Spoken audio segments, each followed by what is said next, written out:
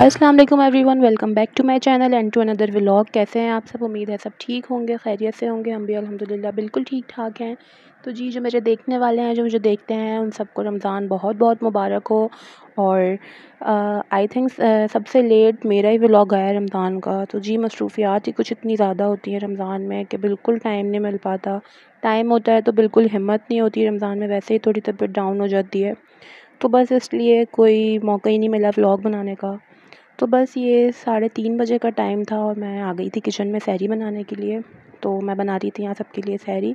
जो पराठा खाते हैं उनके लिए पराठा बना रही थी, और मैं रोटी खाती हूँ, पराठा नहीं खाती, तो मैंने अपने लिए रोटी बनाई। और रमज़ान में काम की मसरूफ़ियात भी मेरे ख़्याल में ज़्यादा हो जाती हैं, तो इसलिए भी फिर टाइम नहीं मिल पाता। तो बस फिर मैं सहरी बना रही थी कि मुझे फ़ातिमा के रोने की आवाज़ आने लगी। फ़ातिमा भी उठ गई थी, तो बस मैंने उसको जल्दी से फ़ीड करके उसको दोबारा से सुलाया। और सोने में भी बहुत ज़्यादा वक्त लेती है ये, तो अच्छा ख़ासा टाइम निकल गया मेरा इसमें ही। बस फिर मैंने सहरी में कम टाइम रह गया था, तो मैंने आके सहरी की जल्दी जल्दी और अपनी सहरी इंजॉय की। फिर नमाज़ वगैरह से फ़ारिग होने के बाद और कुरान पढ़ने के बाद मैं आ गई थी किचन में, क्योंकि मैं सारी क्लीनिंग वगैरह जो होती है, सारी सफाई करनी होती है, किचन साफ़ करना होता है, वो सब मैं सुबह ही कर लेती हूँ सहरी के बाद, ताकि पूरा दिन मेरा सुकून से गुजर जाता है। फिर कोई टेंशन नहीं होती कि उठने के बाद ये काम करना है या वो काम करना है। बस फिर डायरेक्ट इफ्तारी की और खाने की तैयारी करनी होती है। तो यहाँ पे बस मैं सारी चीज़ें समेट रही थी। किचन भी मैंने साफ़ कर लिया था, और ज़्यादातर ये होता है कि मैं अपना रूम भी अच्छा ख़ासा, मतलब काफ़ी हद तक समेट लेती हूँ।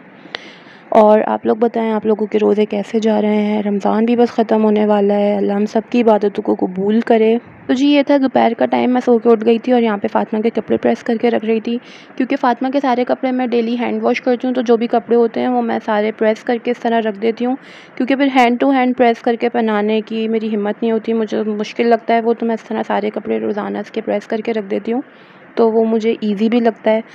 और आज हमने ख़त्म कुरान में भी जाना था, तो मैंने उसकी भी तैयारी करनी थी, क्योंकि इफ्तारी से पहले जाना था।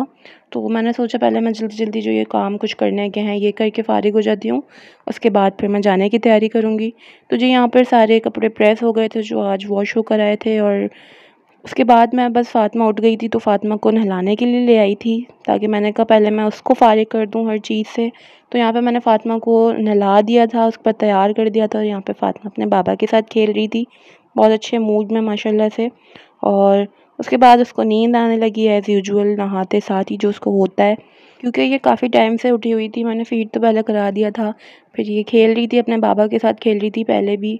तो फिर मैंने कहा चलो मैं पहले इसको खाना वगैरह खिला दूँ, ताकि इसका पेट भर जाए आराम से। उसके बाद इसको सुलाऊँगी, ताकि फिर मैं अपने बाकी के काम आराम से कर सकूँ। तो इसको यहाँ पर मैं सेरेलैक खिला रही थी, ताकि इसका पेट भर जाए, और ये वैसे ही मुँह बना बना के, थोड़ा रो के, थोड़ा खेल के खा रही थी, और मैंने भी ज़बरदस्ती इसको खिला ही दिया था किसी न किसी तरह। और पहले ये बहुत शौक से खाया करती थी, लेकिन अब कुछ दिनों से इसने बहुत ज़्यादा रोना स्टार्ट कर दिया है, बिल्कुल भी नहीं खाती शौक से। बस इसको मैंने खिला के जल्दी-जल्दी सुला ही दिया, तो ये यहाँ अपने झूले में सो रही थी माशाल्लाह से आराम से। फिर मैंने अपने कपड़े भी निकाल लिए थे, क्योंकि फ़ातिमा और फ़ातिमा के बाबा के कपड़े तो मैंने प्रेस कर दिए थे, मेरे रह गए थे प्रेस होने वाले, तो मैंने अपने भी कर लिए थे, और आज मैं ये पहन रही थी। और कहीं जाना हो तो अपने से ज़्यादा तो ज़्यादा फ़िक्र ये होती है कि फ़ातिमा की सारी चीज़ें कंप्लीट होनी चाहिए, फ़ातिमा की कोई चीज़ नहीं रहनी चाहिए। तो बस फ़ातिमा के बैग मैं सबसे पहले बनाती हूँ कि मैं कुछ भूल ना जाऊँ, क्योंकि ये तो चलो कोई मसला नहीं है, लेकिन बाकी जो एसेंशियल चीज़ें होती हैं, दवाएँ वग़ैरह और एक्स्ट्रा कपड़े कुछ भी, वो मैं इसलिए सबसे पहले बना के रख लेती हूँ बैग, कि मैं लास्ट में कुछ रह ना जाए और उसका मुझे फिर कोई परेशानी ना हो।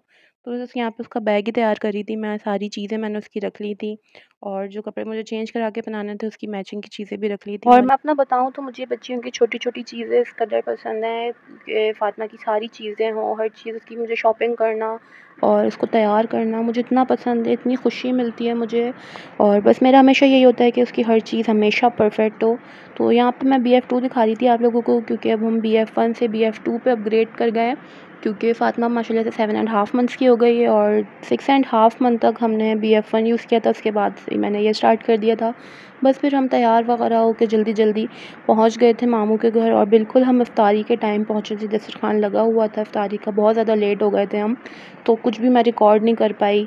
और सारे मेहमान थे, सारे कज़न्स वगैरह आए हुए थे। उसके बाद ये तरावियाँ वगैरह हो रही थी, तो तरावी वगैरह पढ़ी, लेकिन को बाहर लेके आ गई थी, क्योंकि अंदर इसने इतना ज़्यादा रोना स्टार्ट कर दिया था। तो बस मैं इसको बाहर लेकर आ गई थी, यहाँ इसको मैं घुमा रही थी। तो जब तक ये मैडम घूम रही थी तब तक तो बिल्कुल चुप थी, जैसे ही मैं रुक रही थी वैसे ही बहुत ज़्यादा रोना स्टार्ट कर दिया था इसने। तो बस फिर मैं इसको थोड़ी देर मैंने इसको अच्छे से बहलाया, फिर इसको फीड वगैरह कराया।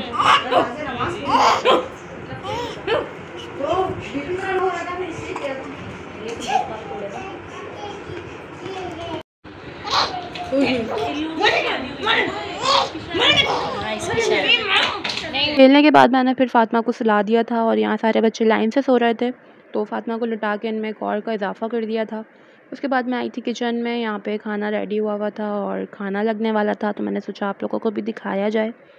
बस फिर खाना लग गया था, हम लोगों ने सब ने बैठ के खाना खाया, बहुत इन्जॉय किया। हमेशा मामू के घर पे कज़न्स के साथ बहुत मज़ा आता है।